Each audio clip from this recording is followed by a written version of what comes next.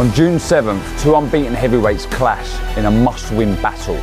Local hero Fabio Wardley takes on Australian Justis Huni. Winner takes all. I believe it's my time. You can be great for 12 rounds, but only have to be great for 1 second. It's now or never. And I'll hunt you down in that ring and I will find you. Live on your global home of boxing, The Zone. This is Face Off. Right, show goes on. New opponent. We've got both fighters here and promoter, Eddie Hearn and Frank. Frank, I'll start with you. How did you come to Justis Huni? We had to get somebody who's ranked. It's obviously a stadium fight. I think we sold nearly 20,000 tickets already here. So we wanted to make sure that we delivered something that for the fans and obviously for Fabio. He's not somebody who asks for easy jobs. He's certainly not got one. And Justis and obviously Eddie mentioned him and they jumped at it and we thought, let's get it on. And that's where we are. Justis, explain the feeling when you got the phone call off Eddie saying that this fight was a possibility. Yeah, look, when I got the call up, it was the only word for it is massive. You know, it was something that was gonna change my life and you know, open up bigger and better doors for me. So, you know, immediately it was a yes, and yeah, now we're here and it's become real, standing in the stadium where we're going to be throwing it down.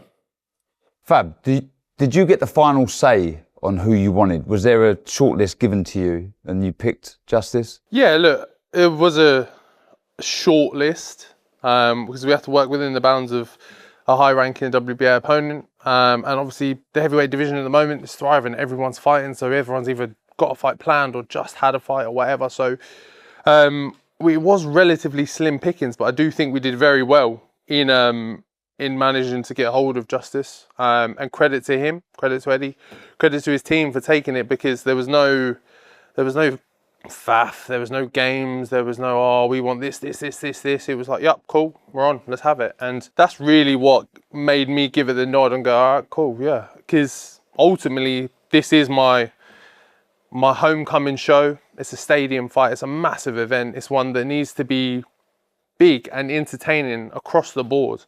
And I do think his style, the way he fights, will bring that out.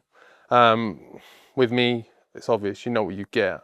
But you need the right guy to dance with on the other side, and I think he's the right person for that. Be honest, your honest opinion. Do you think Justis is a harder fight than Miller? Honestly. For different reasons.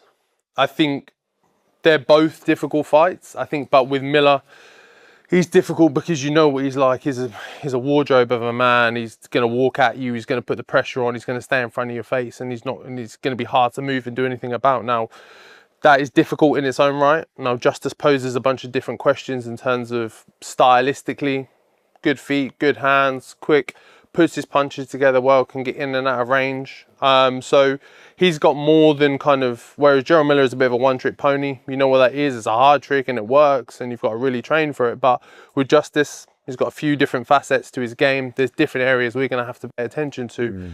And that makes it especially difficult when he's a fresher opponent, newer, and gives me a few weeks to kind of figure out that puzzle. Justis, you said you're better in every department. You're a better boxer, you've got better ring IQ.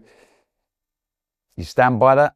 Yeah, 100%. Look, I wouldn't have taken this fight if I didn't have the confidence in and belief in myself and what I've done to get myself here, you know. I've done all the hard yards in the gym, had all the fights, had a really good amateur career. And yeah, now I believe it's my time. It's my time now, so I just can't wait to share the ring with Fabio. Do you think that steadies the ship a little bit, your amateur pedigree? Obviously, Fab, the more experienced as far as a professional is concerned, but you have that amateur background. Yeah, just learning my craft over the years. I guess it'll show in the ring, you know, when we get in there. But yeah, at the end of the day, it's a fight, and we're both going to be going in there looking to take each other's heads off. So it says he's a better boxer than you. Yeah, maybe. Is he a better fighter though? Because we've seen what I've done with amateurs in the past. Olympic bronze medalist, Commonwealth Games medalists. I've always come up against them. There's always been the very obvious play off each other. Oh, he's white collar, he hasn't got that background, and this guy is star-studded amateur, he's done all this. Maybe, great, but we're not in the amateurs anymore. This isn't the amateur game. This is professional boxing, and I've been in the game longer than him. I've done more in the game than he has. I've been on these big stages, under the bright lights, under the pressure. It's a sink or swim moment, I think, this for Justis. Plenty of 10-rounders under your belt, Justis. This is your first 12-rounder. 5 weeks' notice. Any concerns at all? Not at all. Like I said, I have full belief and confidence in myself, and it's just another one for me. Is this an opportunity for you to prove to everybody that you do have heart, you do have that dog, and you're willing to go to that place on fight night? Yeah, just another opportunity to prove that to everyone, and especially on this side of the world. I don't think I've got my name out that well over here, so this is a huge coming out party for me, as this is a coming home party for him. He says he's a better boxer than you, but what happens if you land one of those big shots on him? I think that speaks for itself. I think he's not even silly enough to think that, or he knows for himself that I carry that power. He said that in interviews. He said it across the board. Is that, yeah, okay. He may, even if I concede the fact that he's the better boxer, I think that probably one of the few and maybe the only smart things that John Wilder said was, look, you can be great for 12 rounds, but only have to be great for 1 second and land on you and it's all over. And that can be the story of this fight. And he may pull out all the tricks, and he may delve deep into that ABA boxing bag and box circles around me in the ring. But if I land, we all know what happens. Is Fab the best fighter you fought? Is he the biggest puncher that you fought?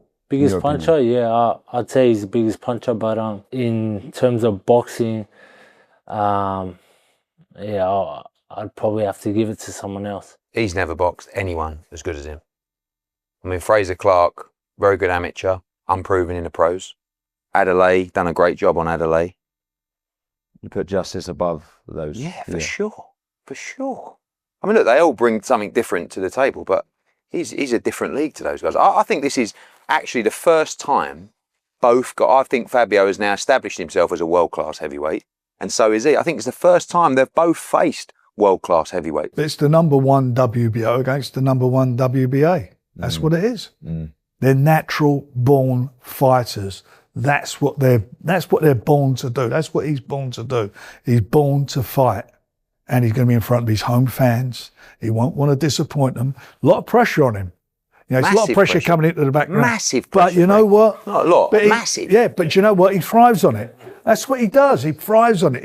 It feeds him. And I know this is going to be a real competitive fight whilst it lasts. Yeah. Just to jump off the back of that, do you think your power's being underestimated a little bit in this fight? I mean, I think you started off your pro career sort of coming in to the pro ranks, known as a bit of a big puncher, looking to close the show early, and then you've kind of resorted back to your boxing. Do you think your power's being overlooked a little? Yeah, definitely. But, for me, it doesn't just come down to having that one punch power, For me, it's, drowning my opponent and putting punches together. That's what I'm about. And, I just believe I'll take him to the deep waters and drown him. And dealing with the occasion, we know, as Eddie just said, this is huge. A lot of pressure on Fab's shoulders. Huge. Huge pressure. A lot of pressure. He's been in some grudge matches before with Clark and Adelaide and come through those tests. What makes you believe you've got what it takes? The pressure is nowhere near as big as the pressure he'll be having. I'm going to walk out to the stadium and, they're all going to be his fans. So he's got to, put on a good show for them and, impress them. Whereas me, I'm not going to know a single person in this crowd, and they're not going to know me, but they'll surely know me after this fight. I think what Justis is saying is when he beats Fabio, he'll have to leave Ipswich. That's the kind of pressure. Fab, are you feeling any added nerves, it being here at Portman Road? There's going to be thousands of your fans here. Are you feeling any different going into this one? No, don't get me wrong, there is an element of pressure. But everything here, everything you see is everything I have asked for. If there's any thought or any notion of thinking that you're coming to my hometown and beating me, you would have to pick up that canvas and put it on top of me to keep me on the floor. Are you going to pick that canvas up and put it on top of I'm it? going to have to. If that's the only way I'm going to win, then I'm going to find a way. Fab, do you think this is too soon for Justis? I don't know about too soon. Look, maybe you could have done with a couple more. His 12 fights, undefeated. He is ranked #1 with the WBA, so the WBO. So look, there's two high-level guys who are trying to beat their way into world titles, to grab hold of those actual physical world titles. So whether it's too soon for him isn't really a question, because there's been many points in my career where someone said, oh, that's too soon, that's too big of a step.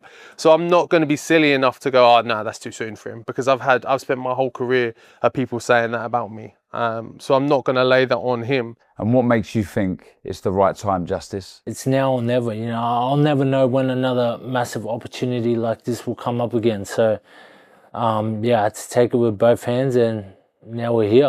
I'm looking forward to it. He's looking forward to it. It's going to be a massive fight here. And yeah, I can't wait for it. All right, here we go. Predictions. Justis, tell Fab how you're going to win this fight on June 7th. I believe I'm going to win this fight. Taking you to the deep waters and getting the stoppage in the later rounds. I've gone to the deeper waters. He's done 10 rounders. I've been in 12-round wars. I know how to swim in those deep waters. As Frank said, it's a place I thrive. It's my favourite place to be. So, look, if you want to use your amateur skills and box circles around me, then I'll hunt you down in that ring and I will find you. And if you want to meet me in the centre and you want to have it out in front of a packed out Portman Road of 30,000 people, and I'll stand there toe-to-toe with you with a smile on my face. But one way or the other, it's going to be a Fabio Wardley knockout, my hand raised, and me moving on to world titles. I'll let you two tell each other how your man is going to win. I think it is sad. You know, I think it's going to be a sad. I feel bad. I feel sad because it's such a wonderful homecoming, and it shouldn't end like this. This is a terrible style for him. I think he's going to get outboxed. I think he's going to be dangerous, and then I think he'll be stopped in the late part of the fight. Frank? I just feel we made the fight for a reason. We made the fight because we believe in Fabio and we believe he can do the business, and I believe he will knock him out. And he thrives on pressure, and you're going to get pressure like you never believed. There's a lot of pressure. He's going to put it on him. Handshakes. It's quite a big table. I don't know how I'm going to get over there. It's a really big table. Climb over. Eddie, Frank, handshakes. Good luck.